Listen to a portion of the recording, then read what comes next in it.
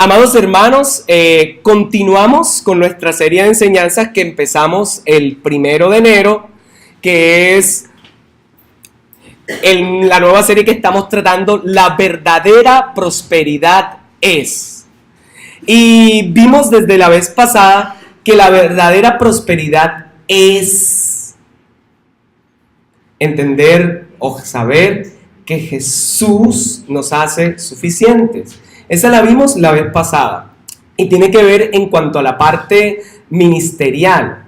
Y lo veíamos en un texto de 2 Corintios, lo que estuvieron aquí en el ayuno de principio de año. Que veíamos que Pablo, criticado en su ministerio, en la segunda carta a los Corintios, él muy triste, desde su corazón empieza a hablar y a la pregunta, ¿quién es apto o quién está capacitado para estas cosas? Él dice, bueno, para estas cosas, ¿quién es suficiente? Al final termina diciendo, yo soy débil, pero Cristo me hace fuerte. Y empieza a decir que en medio de todo, en medio de su debilidad, Dios es el que le hace un ministro competente. Y ahí veíamos la verdadera prosperidad, Cristo haciendo lo suficiente. Eso en cuanto a la parte ministerial. Hoy vamos a ver la verdadera prosperidad, es entender que Jesús es la primicia de Dios. Y lo vamos a ver a la luz de un texto que va desde el Antiguo Testamento en Levítico, capítulo 23, lo va a buscar, y vamos a ver las diferentes prefiguraciones que desde el Antiguo Testamento empiezan a mostrar a Jesús. Y luego vamos a pasar a un texto en Corintios. Así que la ruta de trabajo para hoy es, vamos a empezar desde el Antiguo Testamento, vamos a mirar qué se dice acerca de las primicias. Vamos a responder, ¿son las primicias ley para nosotros hoy? Y vamos a llegar al Nuevo Testamento y vamos a ver que Jesús es la primicia del Padre. Que Jesús, en medio de las prefiguraciones que se mostraban desde el Antiguo Testamento, de esto es lo primero que entrego al Señor como acción de gracias, vamos a ver cómo era Jesús, la ofrenda más grande, la ofrenda más enorme de toda la historia, que no habrá otra como esa, termina siendo el primero en cuanto a la resurrección de muchos que resucitaremos con Él y termina convirtiéndose en la esperanza de toda la humanidad. Así que en esta segunda parte que tiene que ver con la verdadera prosperidad es entender que Jesús es la primicia de Dios, vamos a ver que la verdadera prosperidad está íntimamente ligada a la fe de la esperanza en la resurrección. Porque si Cristo resucitó, todos nosotros resucitaremos. Entonces vamos a la primera parte que les dije, a Levítico capítulo 23. Entonces abróchese los cinturones porque este texto es precioso, pero hay que ponerle cuidado. ¿Lo tienen todos? Levíticos desde el 1. Vamos a verlo todo completo. Levítico 23 desde el 1. Dice así la palabra del Señor. Habló Jehová a Moisés diciendo, habla a los hijos de Israel y diles, las fiestas solemnes de Jehová, las cuales proclamaréis como santas convocaciones, serán estas. 6 días se trabajará, mas el 7º día será de reposo, santa convocación. Ningún trabajo haréis. Día de reposo es de Jehová en donde quiera que habitéis. Estas son las fiestas solemnes de Jehová, las convocaciones santas a las cuales convocaréis en sus tiempos. En el mes primero, a los 14 del mes, entre las 2 tardes, Pascua es de Jehová. Y a los 15 días de este mes es la fiesta solemne de los panes sin levadura a Jehová. 7 días comeréis panes sin levadura. El primer día tendréis santa convocación. ningún trabajo de siervos haréis. Y ofreceréis a Jehová 7 días de ofrenda encendida. El 7º día será santa convocación, ningún trabajo de siervo haréis. Y habló Jehová diciendo: habla a los hijos de Israel y diles: cuando hayáis entrado en la tierra que yo os doy, y seguéis su mies, traeréis al sacerdote una gavilla por primicia de los primeros frutos de vuestra siega. Y el sacerdote mecerá la gavilla delante de Jehová para que seáis aceptos. El día siguiente del día de reposo la mecerá. Y el día que ofrezcáis la gavilla, ofreceréis un cordero de 1 año sin defecto en holocausto a Jehová. Su ofrenda será 2/10 de efa de flor de harina amasada con aceite, ofrenda encendida a Jehová en olor gratísimo. Y su libación será de vino, la 4ª parte de 1 hin. No comeréis pan, ni grano tostado, ni espiga fresca, hasta este mismo día, hasta que hayáis ofrecido la ofrenda de vuestro Dios. Estatuto perpetuo es por vuestras edades en donde quiera que habitéis. Y contaréis desde el día que sigue al día de reposo, desde el día en que ofrecisteis la gavilla de la ofrenda mecida, 7 semanas cumplidas serán. Hasta el día siguiente del 7º día de reposo contaréis 50 días. Entonces ofreceréis el nuevo grano a Jehová. De vuestras habitaciones traeréis 2 panes para ofrenda mecida, que serán de 2/10 de efa de flor de harina, cocidos con levadura, como primicias para Jehová. Y ofreceréis con el pan 7 corderos de 1 año, sin defecto, un becerro de la vacada y 2 carneros. Serán holocaustos a Jehová con su ofrenda, y sus libaciones ofrenda encendida de olor grato para Jehová. Lo dejamos hasta ahí, hasta el momento. Padre, gracias por tu presencia, gracias por tu palabra y gracias por lo que quieres hablarnos en este texto. Señor, tal vez el lenguaje del Levítico suene un poco extraño. Tal vez el lenguaje que usa Moisés y las figuras no las entendemos por la distancia cultural, por la distancia de la época, aún por muchas costumbres que se dan. Vivimos en Occidente, Señor, pero queremos que tu palabra nos hable y que nos enseñes a través de eso que le diste a los israelitas y que podamos entender el mensaje que hoy tienes para colombianos, para cartageneros, para visitas desde diferentes lugares, desde Texas, Medellín, desde pueblos, desde otros lugares. Ayúdanos a entender tu palabra. En el nombre de Jesús. Amén. Gloria a Dios. Bien, amados hermanos, es un texto que si uno lo ve, uno dice, wow, ese montón de palabras ahí. Y yo le hago una pregunta para usted que estuvo atento. ¿Cuáles son las palabras que más sintió que se repiten en el texto? ¿Cuáles? A ver. Puede echarle una mirada. Mire Levíticos 23. ¿Cuál cree que son las palabras que más se repiten? Las que más utiliza Moisés ahí. ¿Cuál? Ofrenda, ¿cierto? ¿Cuál otra? Gavilla. Y la que viene al lado de ofrenda, mecida. Y uno se pregunta, ¿cómo será eso? ¿En una mecedora voy a entregar una ofrenda o qué? ¿O la voy a arrullar? ¿Cierto? ¿Qué es eso de ofrenda mecida? Ahí ya tenemos un primer concepto para tratar de averiguar. ¿Qué más? ¿Qué otra palabra se repite? Ah, claro. Pero sobre todo las palabras que dicen fiesta solemne. ¿No ha visto? Fiesta solemne es. Entonces ya tenemos palabras como fiesta solemne. Tenemos otra como ofrenda mecida. Tenemos otra como santificada, santos. es una palabra. Por lo menos esos 3 conceptos se van a repetir a lo largo de Levítico 23. Y ya por ahí podemos empezar a imaginar qué estaba sucediendo. Y el contexto inmediato es que el pueblo de Israel estaba recibiendo otras normas, otras leyes aparte de la ley que ustedes conocen como los 10 mandamientos.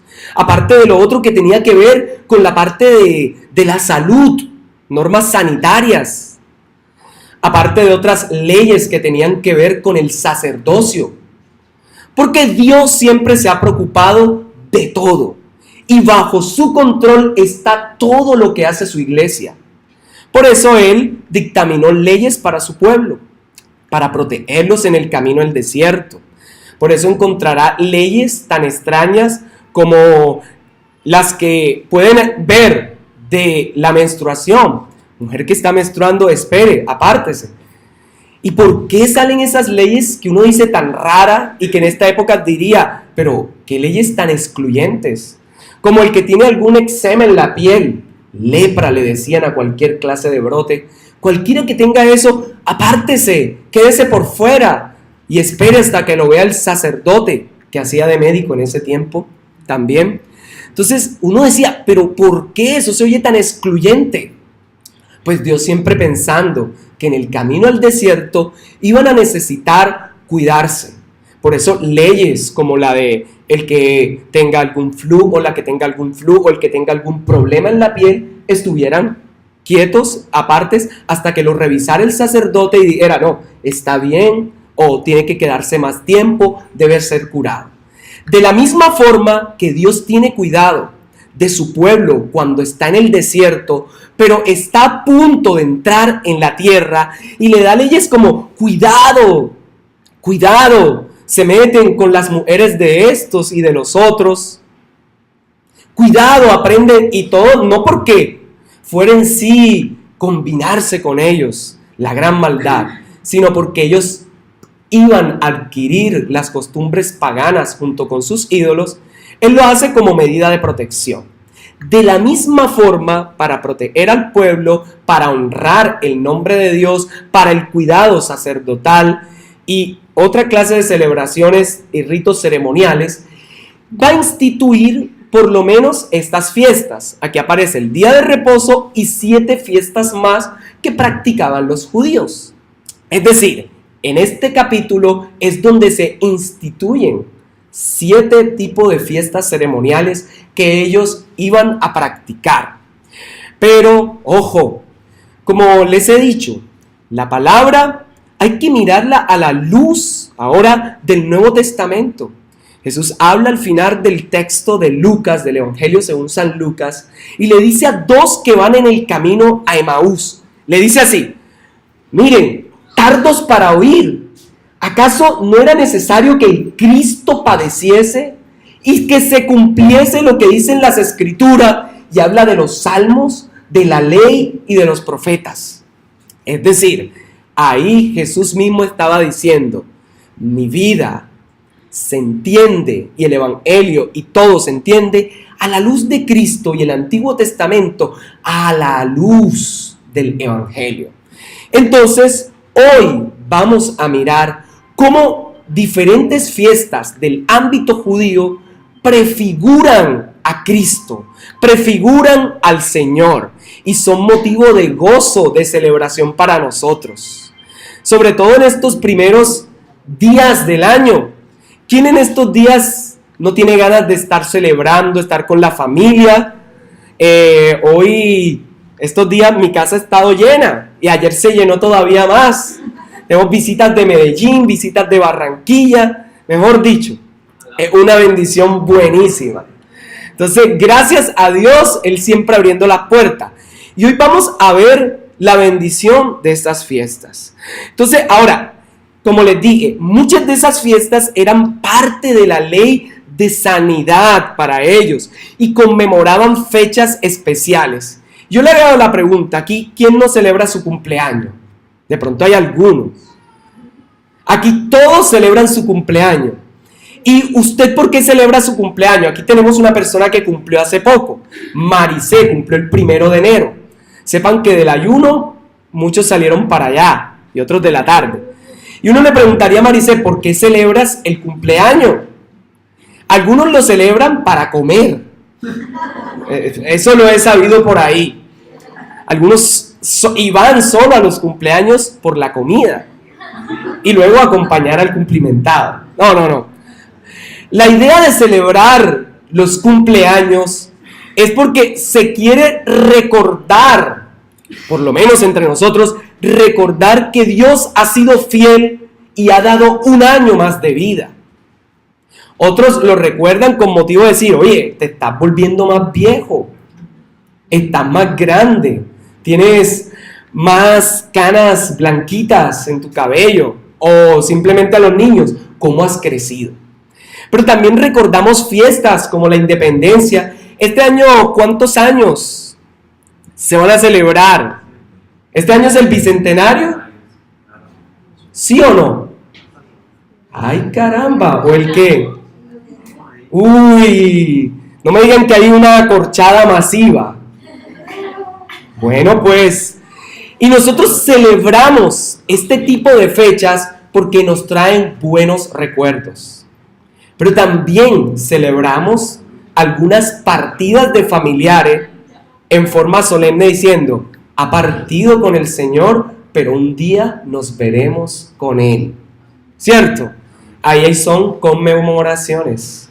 Entonces, hay fiestas que eran de mucha felicidad, pero así como los cumpleaños son felices, también habían fiestas que llamaban a compungirse de corazón. Esta mañana hicimos la lectura, la leyó Karen, de un lamento, pero leyó la parte feliz de un lamento que hay en la Biblia. Hay un libro que es de pura endechas, Lamentaciones, y ese texto usted lo que encuentra es un hombre que sequea toda la lectura del libro. Así encontrará usted salmos alegres y también encontrará salmos tristes, salmos donde el salmista está diciendo, ya no aguanto. Recuerden, hay muchos donde dice, Señor, ¿hasta cuándo? ¿Hasta cuándo, Dios mío? ¿Hasta cuándo? De la misma manera, hay fiestas aquí que se mandan a celebrar, pero con un corazón con dolor, recordando también que han pasado por un momento difícil, que el camino del desierto para ellos ha sido cruel, porque han pasado por diversos tipos de prueba, porque a veces han sido rebeldes y les ha tocado esperar toda clase de milagros del Señor, porque a veces se han cansado y han estrilado a Dios, le ha dicho, pero Señor, mándanos carne, ya nos cansamos del pan. Entonces, para eso están estos textos de Levítico, para recordar. Y una cosa más, hoy, como primer día domingo del año, vamos a recordar la muerte del Señor a través de la cena del Señor. Entonces, todos los actos que vamos a hacer hoy, aún en medio del servicio, son fiestas solemnes para recordar, incluyendo la cena del Señor, porque Él dijo, hagan esto en memoria de mí, es decir, para que no se les olvide, recuerden. Entonces, empecemos por lo primero. Hay que entender que las fiestas en ese texto tienen un significado y tienen un contexto. En la historia de Israel, por lo menos habían unas fiestas primeras que eran 4 y había las segundas que eran 3, por eso le decían 7. Y el simbolismo de cada una de esas fiestas para los israelitas habla aún de un aspecto que para los cristianos, ya muchísimos años después, más de 2000 aproximadamente, hablando desde que Jesús instituyó su iglesia, son para celebrar la comunión y salvación en Él. Por lo menos en el texto, miren los versículos 1 y 2, hay una pequeña introducción. Y Él empieza llamando, estas son las fiestas santas, o las santas convocaciones o las reuniones solemnes. Es decir, esto es lo que ustedes van a hacer como pueblo de Dios. Como pueblo de Dios se van a reunir a celebrar. Entonces ya tenemos un primer datico. Las fiestas que celebraban los judíos no eran fiestas para estar solos, eran fiestas a nivel comunitario.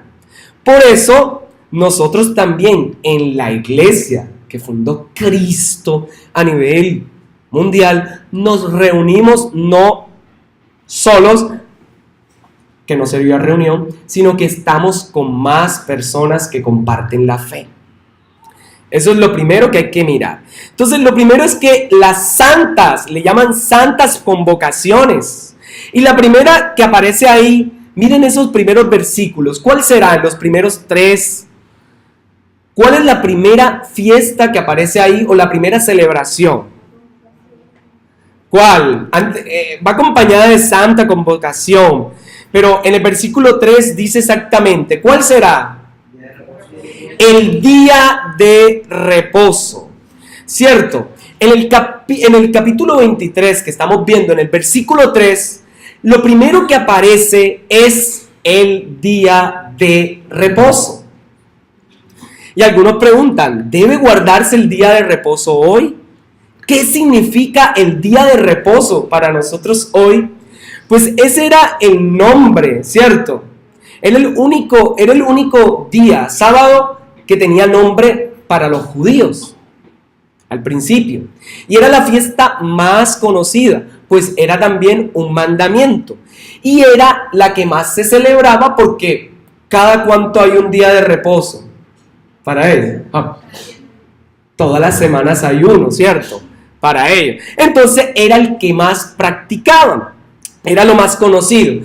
Y era muy importante al nivel de la Pascua, que ya vamos a verla, a nivel de los tabernáculos, a nivel del día de la expiación, que eran fiestas de tipo anual. Entonces el sábado era una conmemoración porque Dios en 6 días, ¿qué hizo?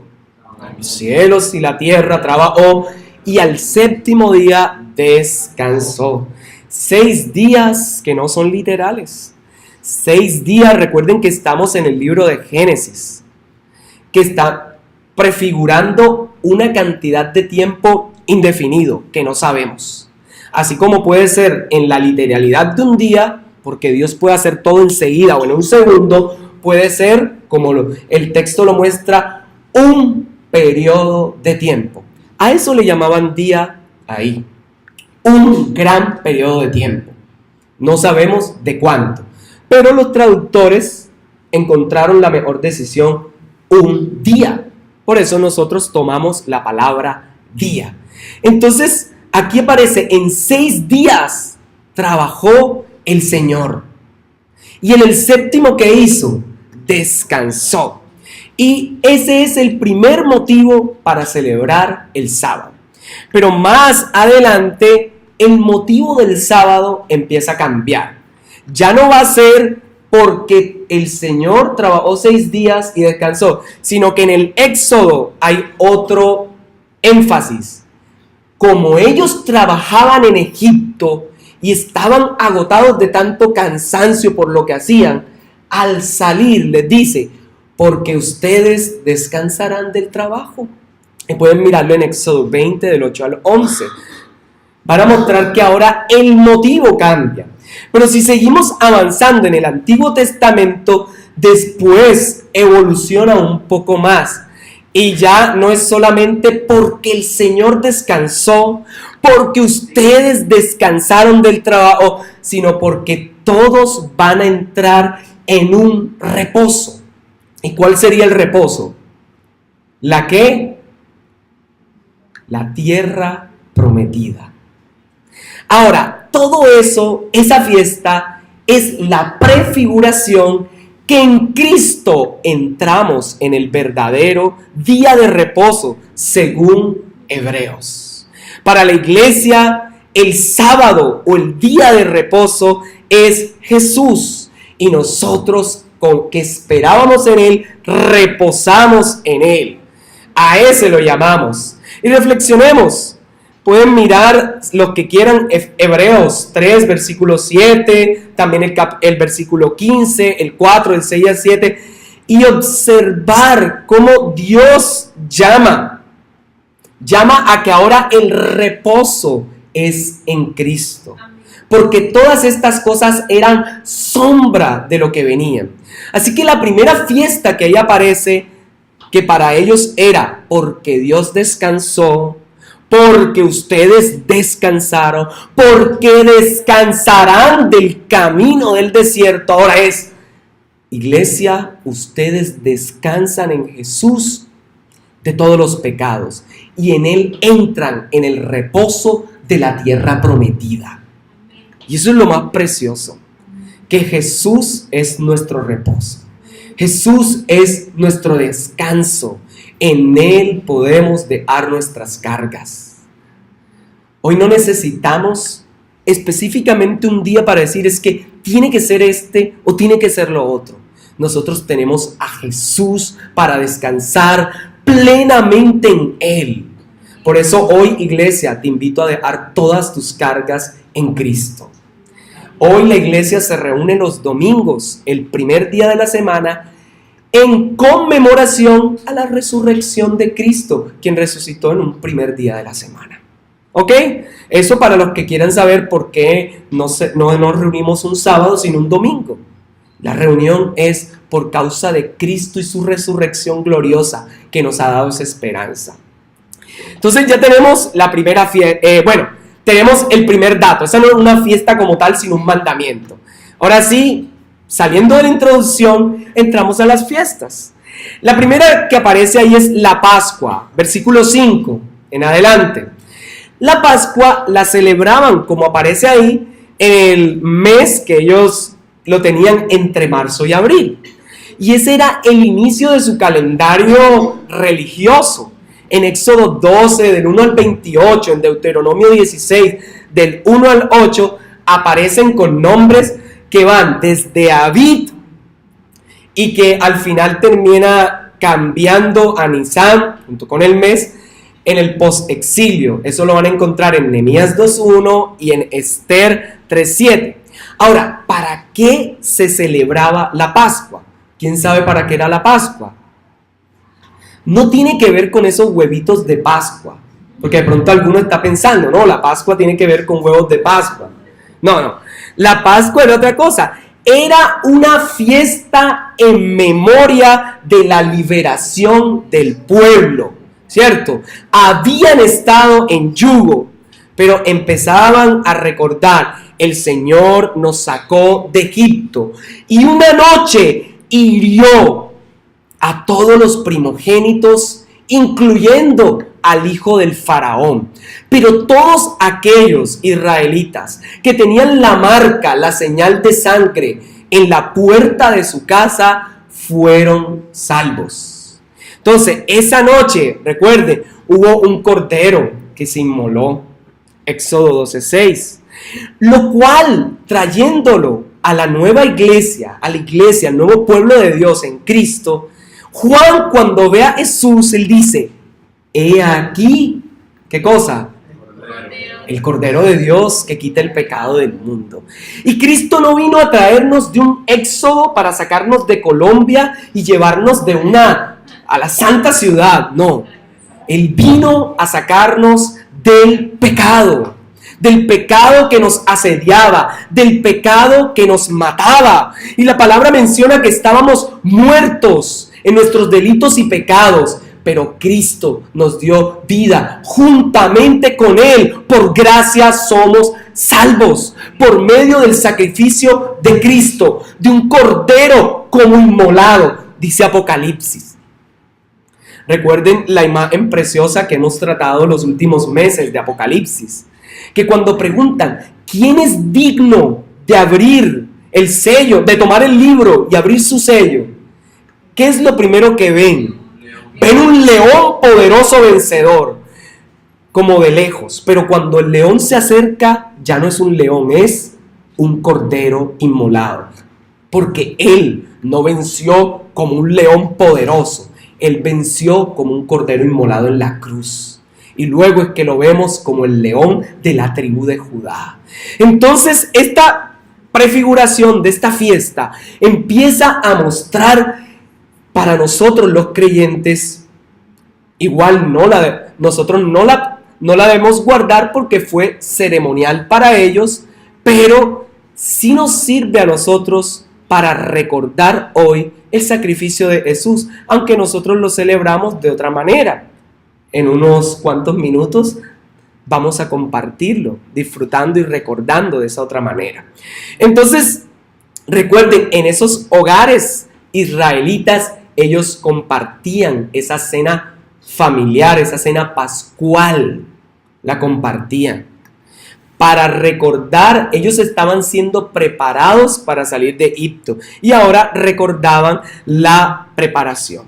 Ahora, si usted quiere ver algo más que aplique a la iglesia hoy, le quiero mostrar dos textos exactos del Antiguo y del Nuevo Testamento. Isaías 53, 7 al 8 dice: angustiado él y afligido, no abrió su boca. Como cordero fue llevado al matadero, y como oveja delante de sus trasquiladores, enmudeció y no abrió su boca. Por cárcel y por juicio fue quitado. Y su generación, ¿quién la contará? Porque fue cortado de la tierra de los vivientes, y por la rebelión de mi pueblo fue herido. Pero más adelante se deja ver que ese árbol que había sido cortado y que parecía que estaba muerto, retoñó y vino a dar fruto. Primera carta a los Corintios 5:7 dice: limpiaos pues de la vieja levadura, porque haciendo alusión a la Pascua, donde se celebraban con ese tipo de panes sin levadura, amargo, para que seáis nueva masa, sin levadura como sois, porque nuestra Pascua, que es Cristo, aquí está contundente, ya fue sacrificada por nosotros. Así que celebremos la fiesta, no con la vieja levadura, ni con la levadura de malicia y maldad, sino con panes sin levadura de sinceridad y verdad.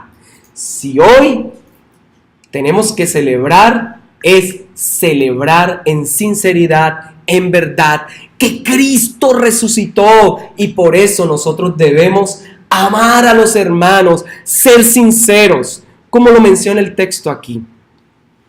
Que la levadura no sea todas aquellas cosas que nos invitan a menospreciar al otro, todas aquellas cosas que nos invitan a mirar por debajo del hombro al hermano. No, seamos nueva levadura, de una nueva masa, donde Dios nos ha hecho para la gloria de su nombre. Bien, ¿cómo vamos con el sábado y cómo vamos con la Pascua? ¿Cómo se siente? ¿Sí? ¿Vamos bien? Eso. Claro, ahí van. Copie bien todo lo que pueda, copie las citas y verifíquela, ¿vio? Recuerde, su labor como creyente es todo lo que aquí se dice, todo lo que se predica en el púlpito, mírelo luego en su casa o revise las grabaciones para que el Señor siga hablándole y compruebe si lo que se dice es verdad o es mentira, ¿cierto? Esa es la actitud cristiana que nosotros confirmemos. Entonces ya tenemos el día de reposo. Para nosotros, ¿quién es?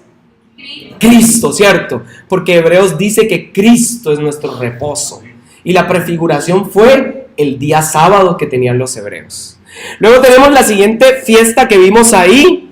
Fue la fiesta de ¿qué? De la Pascua, que simbolizaba para los judíos ¿qué cosa? ¿Cierto? En el momento exacto del éxodo que iban a salir. En el momento que se da en Levítico, recordar que ya habían salido comiendo panes amargos. ¿Y qué significa para la iglesia hoy? Que Cristo murió como un cordero pascual para darnos vida. Y que nosotros somos ahora una nueva masa. Que es ¿para qué? Que es para bendición, no para maldición. Que es para que estemos en comunión unos con otros. Continuamos con la siguiente que aparece en el texto, versículos 6 al 8. Es la de los panes sin levadura. Y esa fiesta comenzaba exactamente el mismo día de la noche. Yo sé que hoy hay muchas fiestas aquí que le estoy mencionando, pero trate de recordar todo lo que celebró usted en diciembre, el 31, el 24, el 8, si alguno celebró el 8. Oh. No, los que celebraron todas las fiestas, el 15, los que le pagaron la prima el 15 celebraron esa también. Los que celebraron el 11 de noviembre también. Y lo que, santo, por aquí dicen y que el 6 de Reyes hoy. Eso que, bueno. Para la gente de España, ¿vale? Para los tíos de España, sí. Bueno, amados, entonces lo siguiente es versículos 6 al 8. Tenemos los panes sin levaduras. Ahora usted va a decir, no, eso significaba que nadie le echaba levadura al pan para que no creciera y pesara más. No, ese no era el objetivo de la fiesta. No era nada de eso. Era recordar también que en medio de todo, quiero hacer un paréntesis. A veces esta fiesta se combina, llegó a combinarse también en algunos años del judaísmo como la misma. Entonces, en algunos textos que ustedes pueden consultar, van a encontrar que las dos fiestas parecen ser iguales. Pero a la luz del texto, como está aquí, empezaron diferenciadas. Luego, a lo largo de los años sí se unió. Entonces, esta fiesta duraba varios días. Y en el primer día todos debían limpiar de la cocina, del lugar, o los que habían comido panes con levadura, cualquier rastro de ella. ¿Sí? Porque iban a hacer una santa convocación como fiesta, asociando también, así como la Pascua, la liberación que iban a tener. Por eso les decía, es una fiesta muy parecida a la Pascua, tanto así que aparece similar. Y de igual forma, ella va a presimbolizar lo mismo. Va a presimbolizar el sacrificio de Cristo, de ese cordero como sin mancha.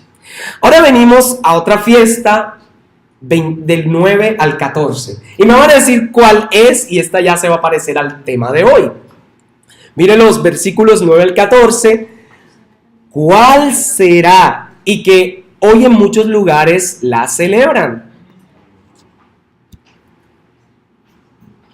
Para los judíos es sagrada, pero algunos en el cristianismo también la han tomado.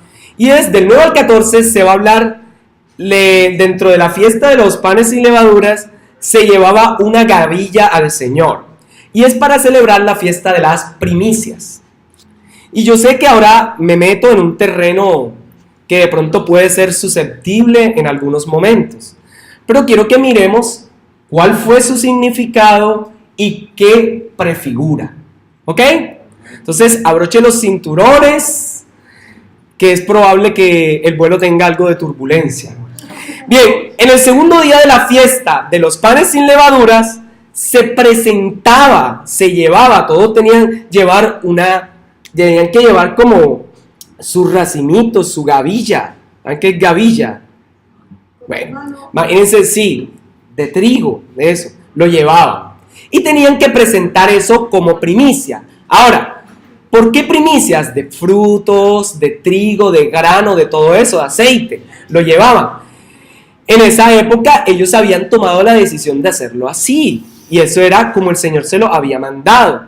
Entonces les llevaba, los que tenían, eran los primeros frutos de la cosecha de cebada.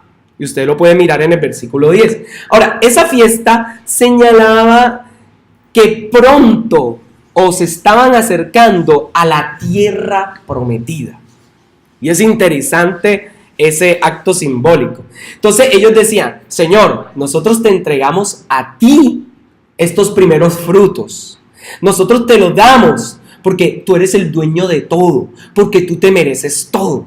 Entonces ellos tomaron eso de manera litúrgica y siempre lo hacían. De hecho, va a encontrar que en algunos momentos se hacía 2 veces al año, porque habían 2 fiestas de primicia.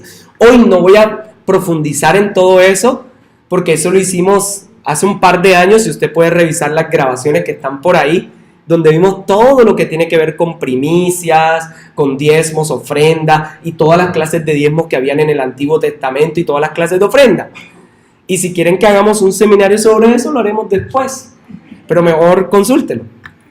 Entonces, aquí una belleza que hay en el texto es que deja ver el corazón precioso de los israelitas que decían: Señor, te queremos entregar todo, te queremos dar esto como primicia.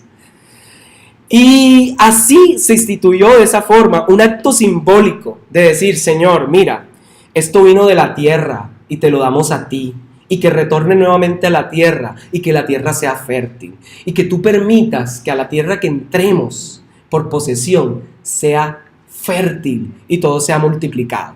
Y recuerden que una de las bendiciones principales para el pueblo judío era la fertilidad. ¿En qué se podía ver la bendición también para los israelitas? En que la mujer no fuera una mujer estéril, ni el hombre fuera un hombre estéril. Tanto así, recuerden el caso que aparecía Zacarías, ¿cierto? Y su esposa, los padres de Juan el Bautista, de Juan el Bautista. Recuerden que ellos tuvieron a Juan, ¿cuándo? Cuando estaban jovencitos. No, cuando estaban ya, así como Abraham al final. Recuerden que era un sacerdote y mucha gente de pronto los criticó. ¿Cómo siendo tú sacerdote? ¿Cómo tú hablando de la fidelidad de Dios no tienes un hijo que demuestra la fidelidad de Dios? Porque para ellos tener un hijo era ver el fruto de la fidelidad de Dios. Entonces, de la misma forma que ellos dicen: Señor, que la fertilidad de nuestra tierra está garantizada porque nosotros te honramos con los bienes. Recuerden que toda la teología que aparece aquí de primicias, diezmos y ofrendas llega en el Antiguo Testamento a una cúspide muy alta en Malaquías. Malaquías, el mandamiento, lo que aparece ahí, a veces lo leemos incompleto, pero la referencia, más que es que tienes que dar, es a dos cosas principales. Ustedes no guardaron, Dios le va a decir, ustedes no guardaron mi palabra, y por eso han dejado a la mujer de su juventud y se divorcian fácilmente. Segundo, ustedes han dejado mi palabra, mi mandato, y por eso no dan para que haya comida en el templo, para que haya prosperidad para todo, no diezman. Entonces el llamado de Malaquías, antes que esas dos cosas, es: ustedes dejaron mi palabra, por eso están así. Y luego sí, les dice: pruébenme ahora en esto, pruébenme a ver si no les prosperaré. Pero la invitación del texto de Malaquías es: guarden mi palabra para que vean cómo les bendigo. Esa es la belleza de ese texto. Y volviendo acá, aquí ellos dicen: te damos todo, Señor. Ahora la pregunta es: ¿qué significado tiene estas primicias para nosotros? ¿Qué significado tiene para la iglesia cristiana? Tiene uno precioso. Primera carta a los Corintios, capítulo 15. Vamos a verlo. Primera carta a los Corintios, capítulo 20, y lo vamos a ver 15-20. Primera carta a los Corintios 15-20. Esta mañana, les invito a llegar a todos, ojalá desde las 8:20. Empezamos a las 9 en punto, pero si usted empieza a llegar desde las 9 en punto, va a alcanzar a escuchar los textos iniciales que dan luz a lo otro que vemos acá. Estuvimos leyendo este texto que daba luz. Hoy lo voy a leer solo una partecita en este momento. Y dice: mas ahora Cristo ha resucitado de los muertos, primicias de los que durmieron es hecho. Porque por cuanto la muerte entró por un hombre, también por un hombre la resurrección de los muertos. Porque así como en Adán todos mueren, también en Cristo todos serán vivificados. Pero cada uno en su debido orden. Cristo, las primicias. Luego, los que son de Cristo en su venida. Luego el fin, cuando entregue el reino al Dios y Padre, cuando haya suprimido toda autoridad y toda potencia, porque es preciso que Él reine hasta que haya puesto a todos sus enemigos bajo sus pies, y el postrer enemigo que será destruido es la muerte. Dejémoslo hasta ahí. Bien, lo que Pablo quiere mostrar en la carta a los Corintios es decirle, en la primera carta: miren, señores, hay un problema en ustedes. La iglesia de Corinto estaba sufriendo de mal testimonio y estaban desviándose por enseñanzas de falsos maestros. Así que la carta de Corintios la podemos dividir básicamente en 5 partes. La primera parte le va a decir, capítulos 1 al 4, ustedes andan en divisiones. Ustedes hacen lo que se les da la gana. Ustedes andan y dicen, uno es de Pedro, otro es de Pablo, otro es de Apolos. Y cada uno andaba en su bonche particular. Y lo que va a hacer es primeramente a corregirlos con esta carta, decirles, ¿saben qué? La iglesia es una comunidad, es una y le pertenece a Dios. Y los líderes y los superapóstoles que ustedes ven, nada son porque son siervos de Cristo. Lo segundo, versículos 5 al 7, para poder llegar a nuestro 15. En el 5 al 7 va a hablar de lo que tiene que ver con la parte de la sexualidad. Por eso van a encontrar todo lo que ocurre entre el hombre y la mujer. Un muchacho que estaba saliendo con su madrastra. ¿Sí no han leído? Bueno, él andaba en inmoralidad con su madrastra. ¿Y por qué decían que se podían dar así? Porque decía, es que en Cristo nosotros ya todos hemos sido perdonados y cada quien salga con que se le dé la gana. Entonces lo que les va a decir es, ¿saben qué? Jesús murió por los pecados, es cierto. Jesús por gracia nos ha limpiado. Pero saben, nuestros cuerpos son limpios por Él para permanecer limpios en Él. Así que todo lo que la inmoralidad sexual destruyó y distorsionó, todas esas relaciones que se rompieron por causa del sexo mal concebido, en Cristo hay un llamado a la integridad en la sexualidad. Porque nuestro cuerpo es templo de Él, porque somos sus vasijas, porque somos uno con Él. Así que cuiden sus cuerpos. Tercero, en Corinto, para que entiendan el contexto, habla acerca de lo que tiene que ver con los alimentos. Ya llevamos 2 temas, el primero la división, el otro la sexualidad y el tercero los alimentos. Unos decían, coman esto, y otros decían, no coman esto. Porque algunos que venían del judaísmo, así como las fiestas decían, hay que continuar con estas fiestas, otros decían, no coman cerdo, no coman estos animales de pezuña. El que hoy no coma, ya puede, eso usted verá, eso es personal, ¿oyeron? Santo. Hay algunos que no comen vegetales. Yo no sé qué les pasa. Oiga. Entonces, con la comida, unos decían, los que venían del judaísmo decían, no se come, porque son inmundos. Y los que eran cristianos no judíos decían, sí hay que comer. Entonces, lo que viene a decirlo, ¿saben? Miren, por motivo de conciencia, si tu hermano puede pecar porque tú te comas algo que fue sacrificado a los ídolos, pero aunque a ti no te afecte, mejor no lo comas. Solo por cuidado de él. Pero le dice, pero si tú pasas por ahí, te lo quieres comer y para ti eso no es malo, cómetelo y ya, que eso no es problema. El ejemplo que yo coloco es, para algunos de pronto hay fiestas, dice, no, vamos a suponer que estén celebrando, no sé, el festival del frito, en honor al Dios de la grasa.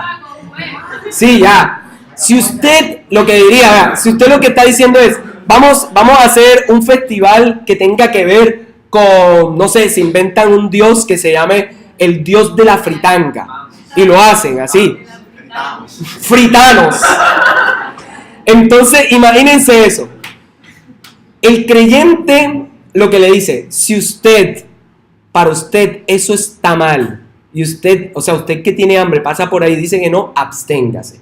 Pero si usted tiene hambre y no ve que hay más comida y para usted eso no es motivo de conciencia, vaya y pida su frito de fritanos y cómaselo. Eso es lo que le está diciendo Pablo a ellos. Eso es lo que le está diciendo. Mire, Cristo ha limpiado los alimentos. Y todo lo que va a decir que coman o hagan en su vida sea para la gloria de Él y con acción de gracias a Él. Eso es lo que va a decir. Igual en cuestiones de fiestas va a decir lo mismo. Tercero, del 11 al 14, Él habla acerca de lo que vamos a celebrar hoy, la Cena del Señor. Y con la Cena del Señor y con la comida, bebida, con todo lo que haga, les va a decir, oigan, que las reuniones, y van a aparecer cosas como los dones, gente hablando en lengua y todo eso, le va a decir, miren, oigo que entre ustedes, cuando hay culto, todo el mundo habla desordenadamente. Señores, si van a hablar palabras, háblenlas con alguien que pueda interpretarla, porque si hay visitas, no van a entender y no van a salir edificadas. Recuerden el principio del Pentecostés, que las lenguas que vinieron fue para que otros, los no creyentes, entendieran el evangelio. Y les dice otro principio, y si están entre ustedes, no hay ninguno, vale, entonces sí hablen, eso les edificará, pero aún así, busquen un intérprete, busquen a alguien, y les da, ustedes dicen que hablan en lengua, pero yo hablo más. Al final dice Pablo así, se oye un poco arrogante, pero él sabe que yo hablo más lengua que ustedes. Pero si van a pedir don de lenguas, pidan que la puedan interpretar para que sean edificados otros, para que no sean como, bueno, aunque hay lenguas que uno entiende como esta, ya esa es internacional. Pero lo que va a tratar aquí es decir, ¿saben qué? El Espíritu de Dios no se manifiesta en el desorden, se manifiesta en el orden. Así que todo lo que hagan, coman, beban, hagan, todo lo que digan, todo lo que hablen, los dones que ustedes tienen, todo lo que tienen, es para la gloria del Señor y para que la iglesia se edifique en el amor. Y por último llega entonces a esto, capítulo 15, aunque nos quede el 16 que es de un saludo final. Pero habla sobre la resurrección.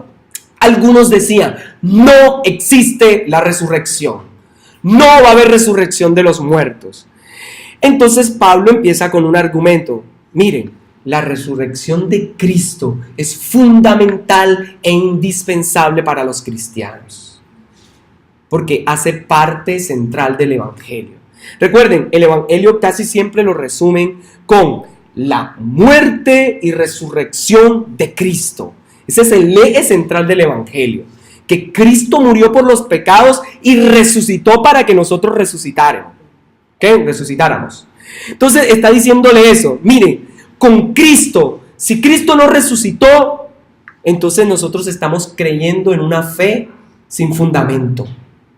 Si Cristo no resucitó, ¿saben qué? No nos reunamos más.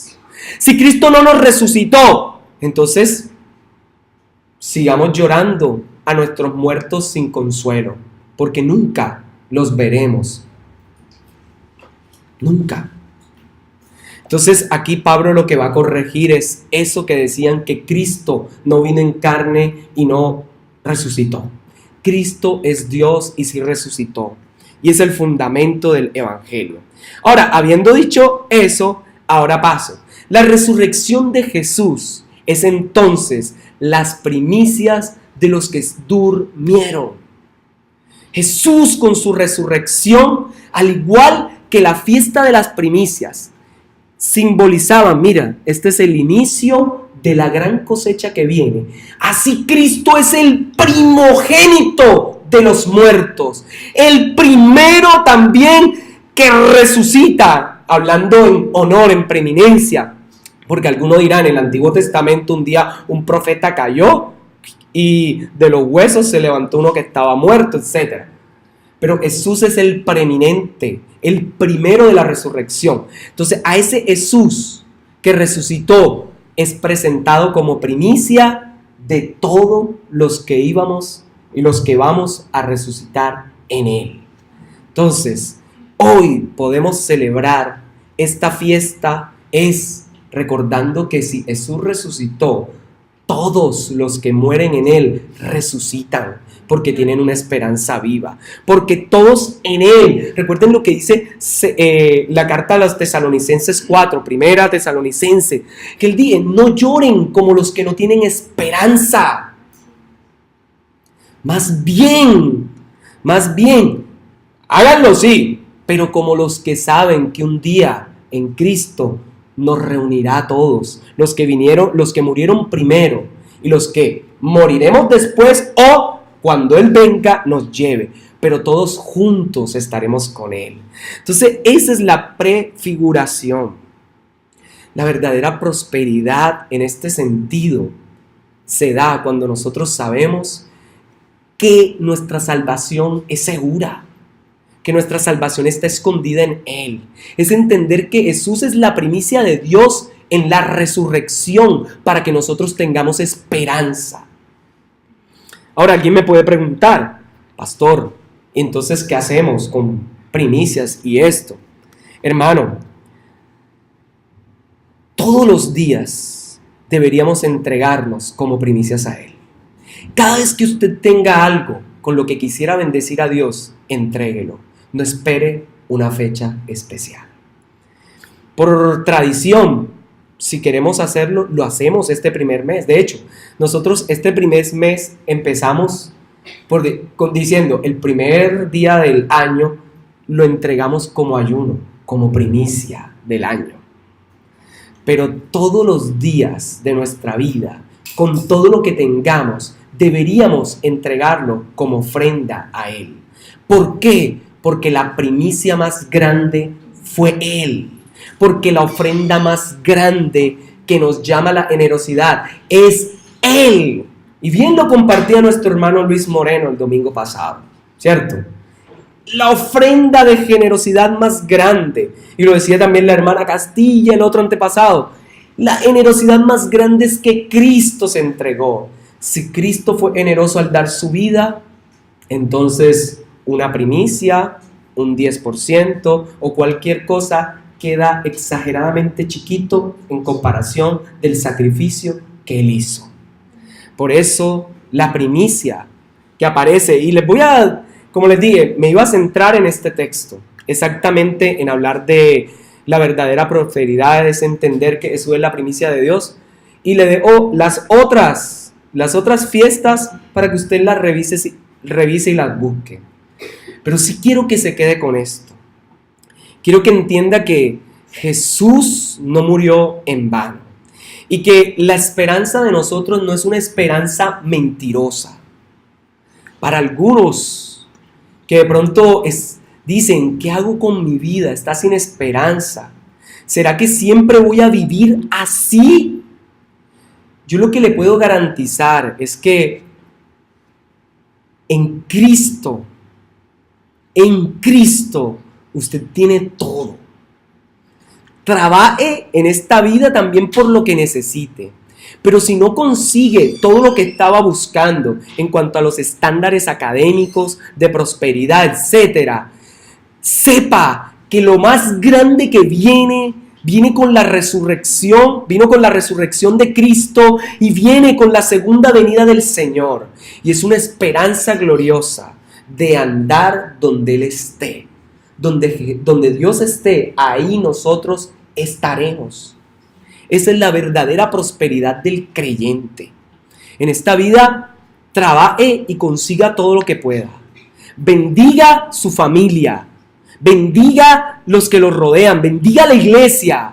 Pero siempre recuerde que su bendición más grande para compartir es el evangelio de Dios, porque con eso salvará para la vida eterna a muchos. El dinero solo alcanza para el bienestar material actual, pero el evangelio alcanza para la eternidad. Es por los siglos de los siglos. Y a eso nos ha llamado el Señor. Las fiestas judías nos muestran que Dios siempre tuvo en sus planes, aunque empezó por prefigurar con ellas lo que quería hacer, siempre tenía en sus planes la salvación de todos. Aunque ellas eran un enfoque para los judíos, en Cristo la celebración es para todos, porque Cristo murió por todos. Así que hoy celebramos la resurrección de Cristo, todos los que hemos sido salvos por Él. Y aún faltan muchos que hay que traerlos al reino de los cielos. Padre, gracias.